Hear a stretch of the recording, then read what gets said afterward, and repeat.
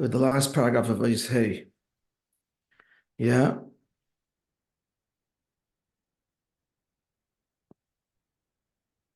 Can someone tell me, so what was the shaila? What was the question that really the last paragraph of Moishe is coming to address?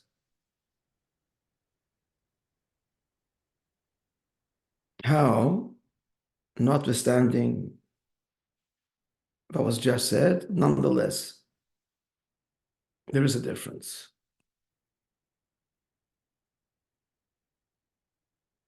It's the last line of the previous paragraph.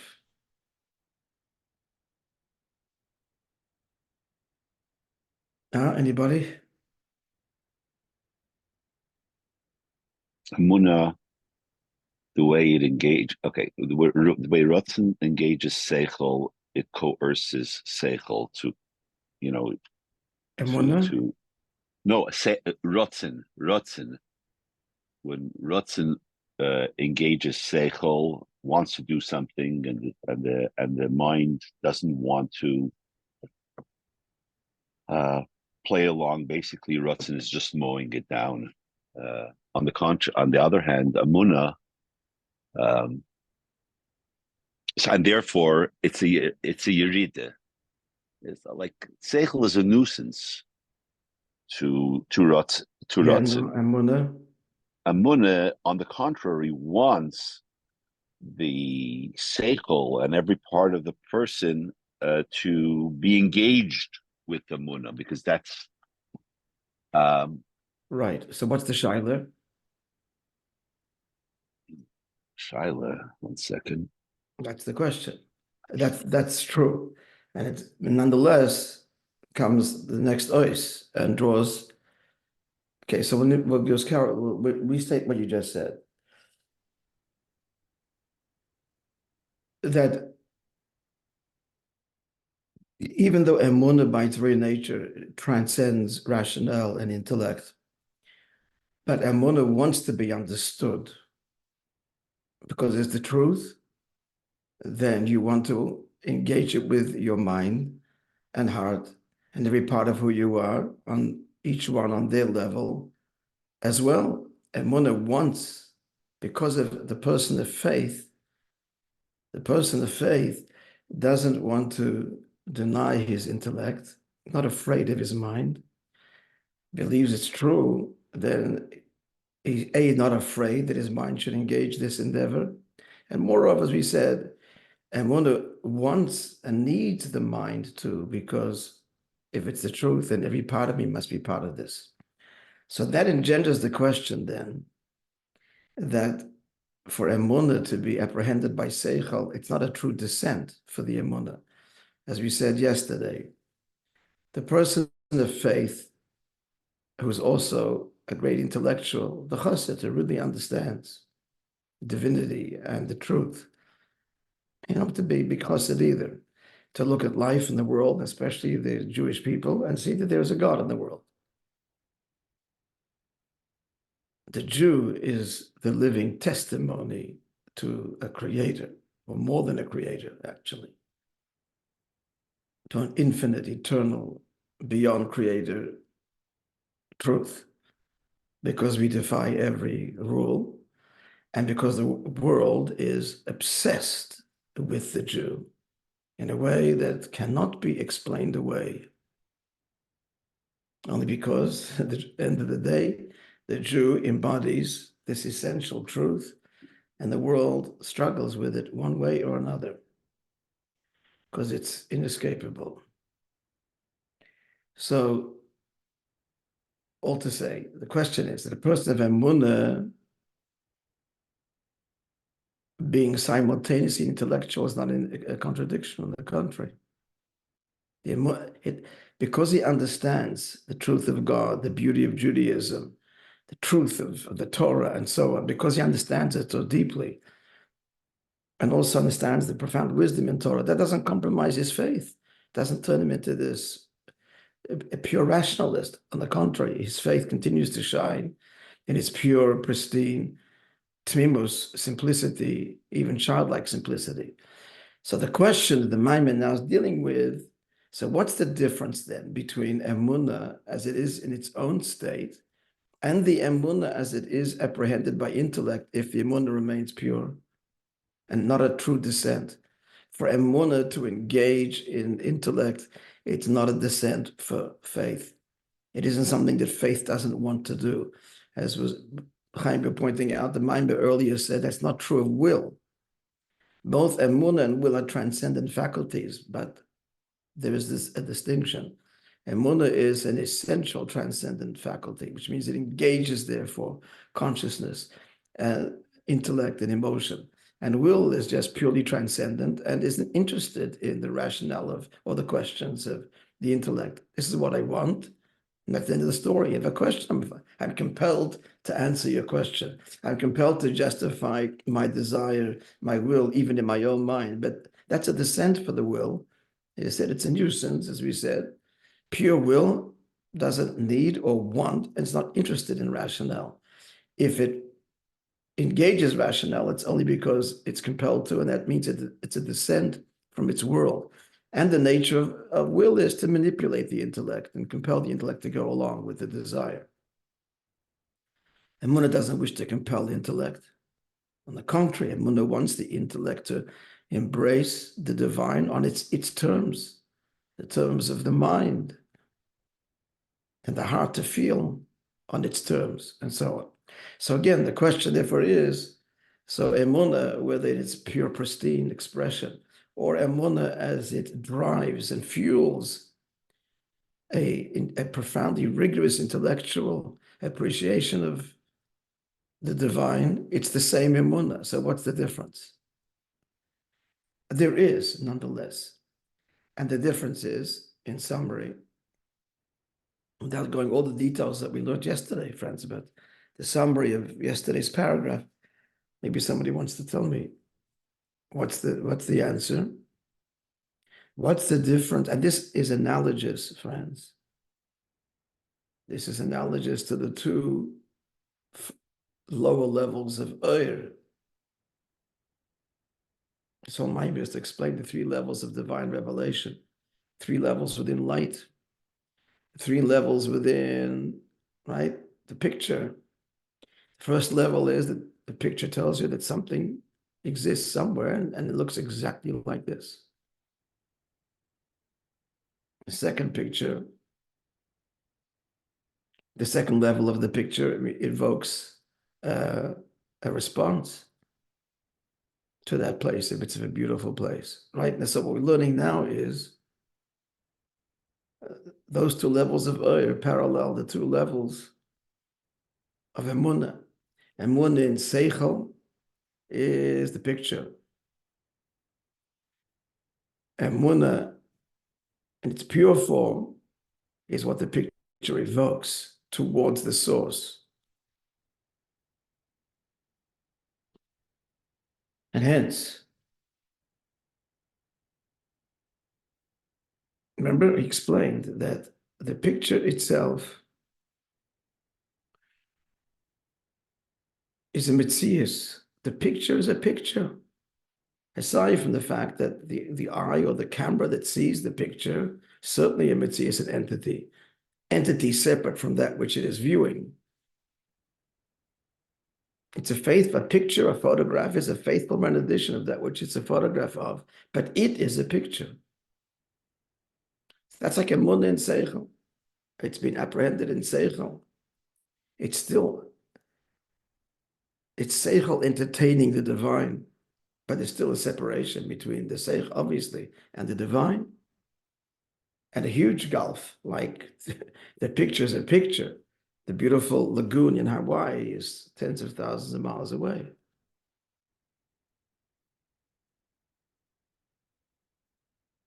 Whereas emunah itself,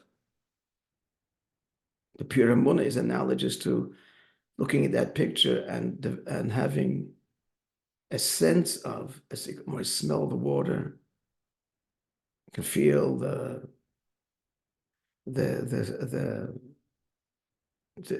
you can smell the water, the pristine air, looking at the picture, you can feel the warmth the temperature, all of this is conveyed in this picture. That's already the pure emunah. That's the pure emunah. The words of the Maimah here, that the bitl of emunah is higher than, which is higher than seichel and not apprehended by the intellect. It's higher than mitzias v'giloi.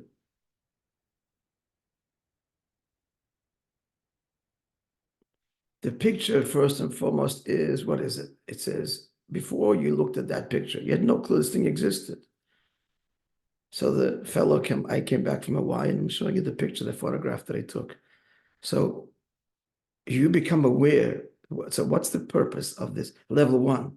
What's the purpose of the photo? So you should know that this thing exists, or I should look at it later and remember that it is. So it's agenda-ridden. It's agenda-ridden. It's all about someone else is going to look at this photograph, even me later, when I'm not there, and recall it. And if you weren't there, you're going to find out this place exists. Whereas the pure level of emunah is how it connects you to the very place itself. The high level of emunah points to it. It could make it simpler. The low level of emunah is pointing this way. You should know this, what's going on. This beautiful place in the world exists. The higher level of emunah is the expression of the place itself. Not you should know. It's so what? It's your connection to it. It's now the focus is the place itself, even though it was still here. That's going to be the third level, is actually being there. And that's what he's going to explain now, and that's expressed in Mesiras Nefesh, more than emunah, and explain exquisitely why. Mesiras Nefesh is deeper than emunah, self-sacrifice. Let's see this in the words of the Maimah. Chapter 6.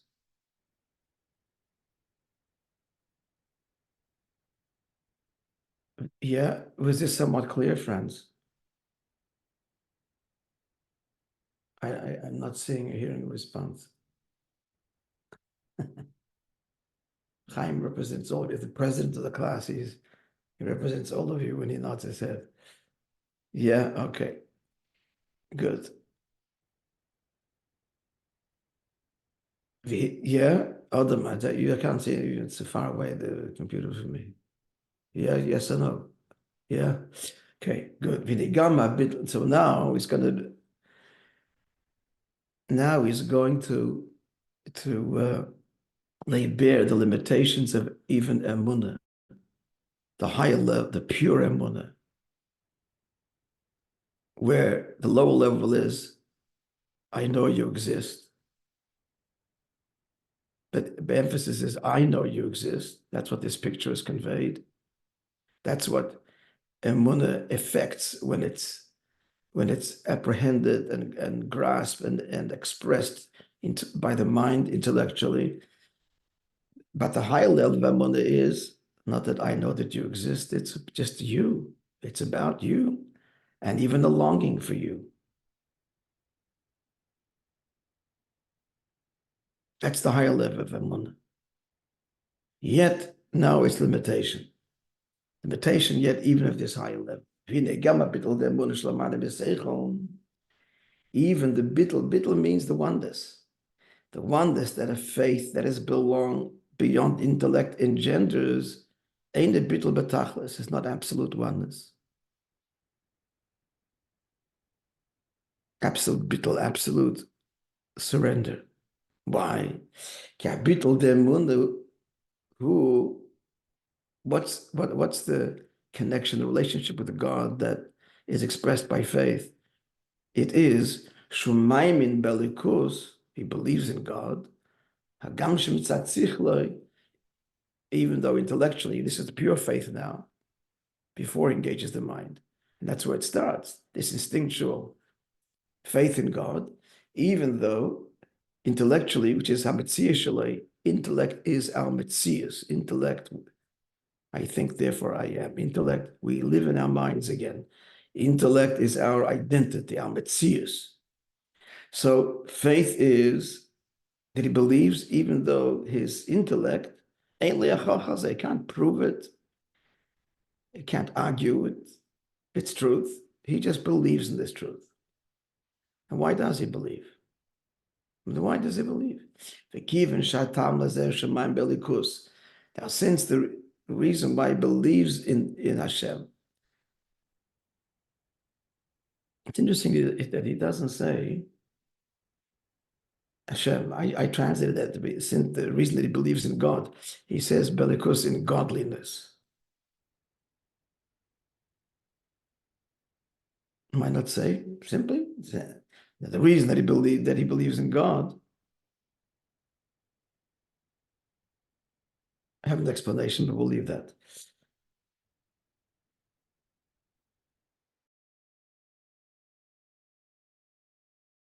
And that he believes in godliness, even though he doesn't have any proof, is because, why? Because he feels God's presence. He's in touch with his soul, like a child. And he feels God. Ella, in brackets, this feeling obviously is not something you can explain rationally, but it's there. So his belief in God is still rooted in self.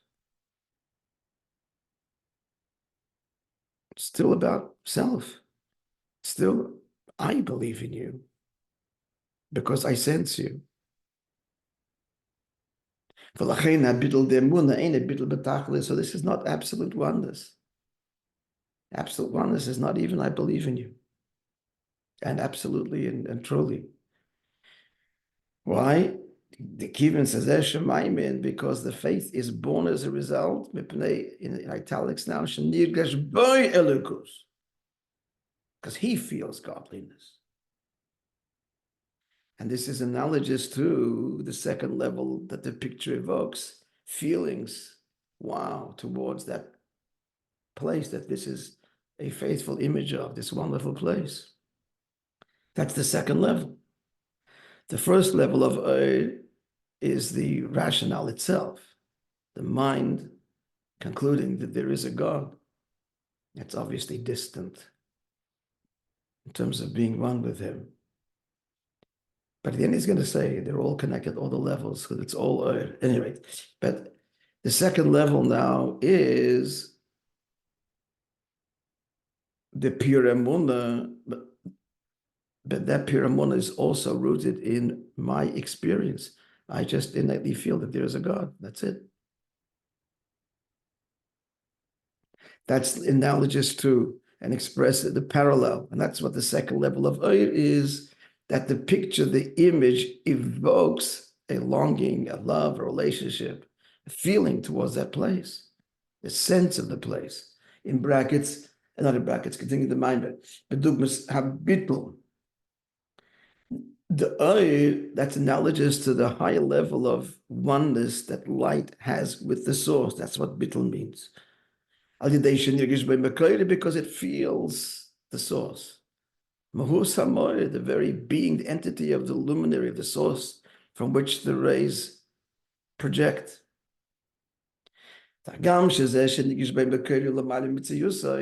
So the beauty, the upshot, the virtue of this is, it's not about me. I feel the place. The moon is, I feel you. It's not higher, it's more than my metzius, not because I understand you. That's me. A person's a thinker, a rational thinker. That's the metzius of a person. This is a transcendent connection.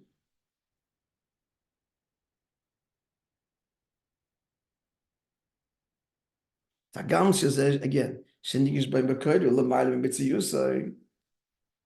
but the source is above me. Just like in the analogy of light, or the image, or the photo.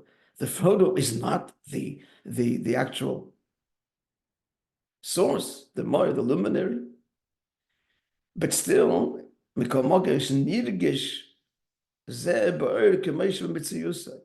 so it's not about me, it's about the source, but still, I'm feeling the source. It's sensed by me. Something other than the source itself. And he adds in brackets a very profound statement. Shalachain is a meridic statement, friends, now. Feeling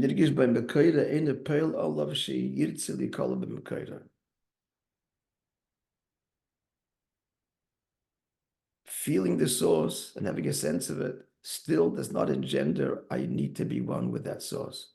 It's beautiful and I feel it and I acknowledge it. But I'm still happy to be me. He's still busy with himself. Yeah, to a certain extent. Little strong words, but the place of the self, it remains, notwithstanding.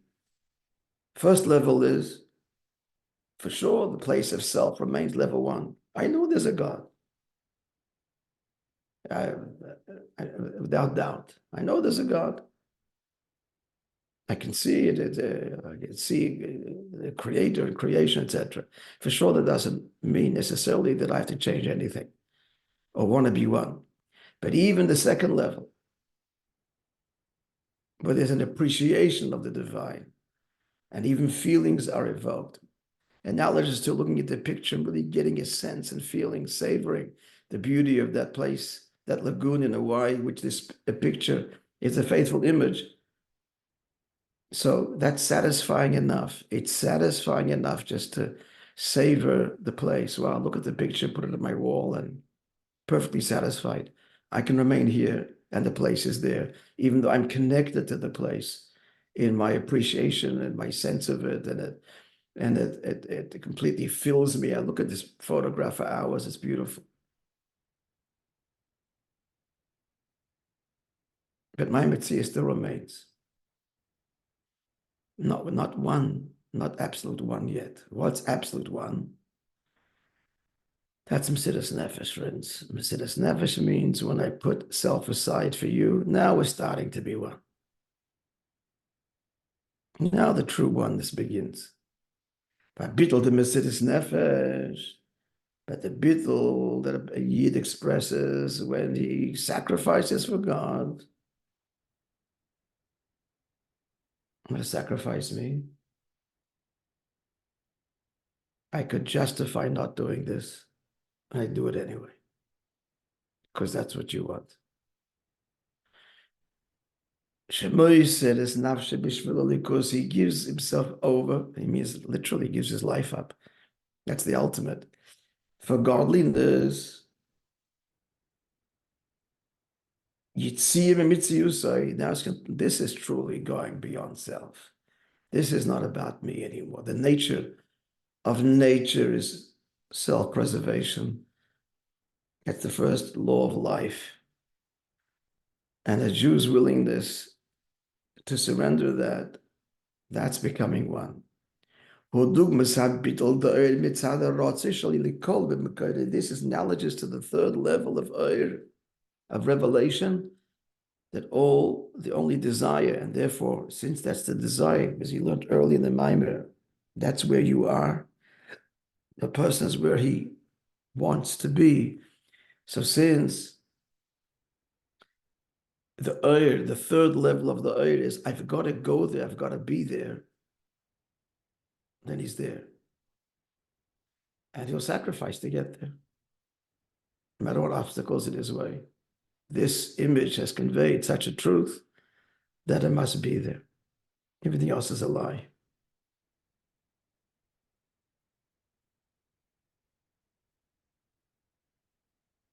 Now comes an amazing thing, friends. We're by the number 36 in the text. And this can be, we can see this from what Al Teba writes in Tanya. The koyach ha-mesiras nefesh b'Yisrael The fact that every Jew has this ability to give his life up for God, and many Jews did that over the centuries, even unlettered, unsophisticated Jews, simple Jews, even Jews that were not all that observant prior to this great test, gave their lives up. This is like the will. Now don't get confused here with the level of Ratzim we spoke earlier. Not the same level, maybe not the same word. That's classic Ratzim. This is a Ratzim that's expressed from the Etzem and Neshama. So don't confuse, don't cross the lines. So this is similar to the Ratzim and the Neshama. Lipoded, the soul's deepest innate desire is to separate itself, the lotus min aguf, and to leave the body, to become one, attached to its root and source, quoting the words, this is quoting the record from Tanya, chapter 19, right? Hagam, well, Hagam shetiya ayin ve'efes, even though if the soul will get its objective, it will disappear in terms of a separate entity. It will dissolve, as it were. Its sense of separation, of ego, of self won't disappear, but its sense of self will completely dissolve. But his battle completely nullified there, absolutely. And yet every Jew innately desires this. And that's because, paradoxically, this third level, deepest level, that's the one level common to everyone. Not everybody has a conscious emunah. Not everybody has a conscious faith. Some people are agnostic, and some people will say they're atheists, Jews. And certainly they don't have an intellectual, conviction that there is a God and Torah is true. Many don't have that, or struggle with it. Don't have it, or not even want to have it. But this koyach hamesiras nefesh, everybody is. This is mamish, the essence of the neshama.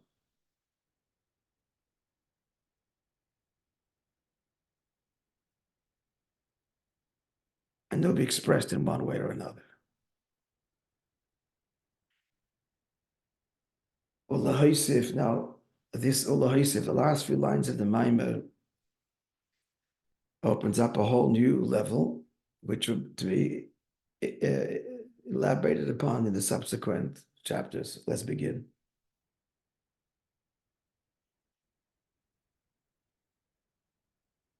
Lachoshech,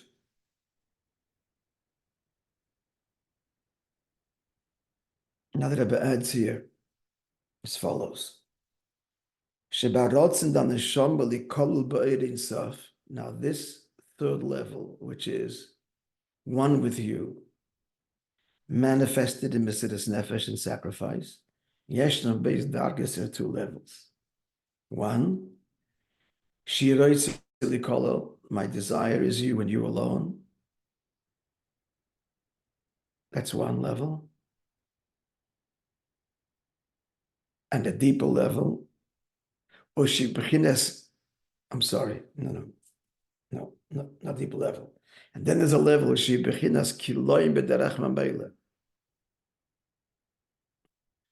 and then it's not that I want to be one with you, but it's not even a conscious desire. It's just the natural. This is a deeper level. Just the essential, I say natural, meaning to say that nothing can, it's coming totally from within and it's not induced by anything external. This relationship, not even desire, not even want.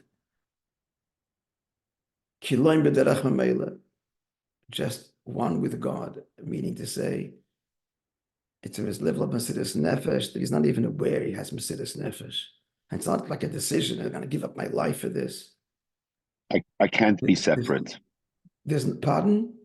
I can't be separate. It's not even that. It's not even that. Kiloim b'derach mamela is he's not even aware, he's not even consciously aware of this desire. It's not a decision. Derech mamela. It can't be any other way. It's not a discussion.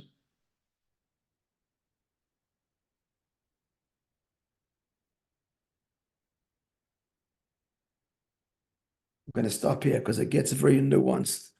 In the next 2 lines, the next paragraph, even more so. The end is going to come out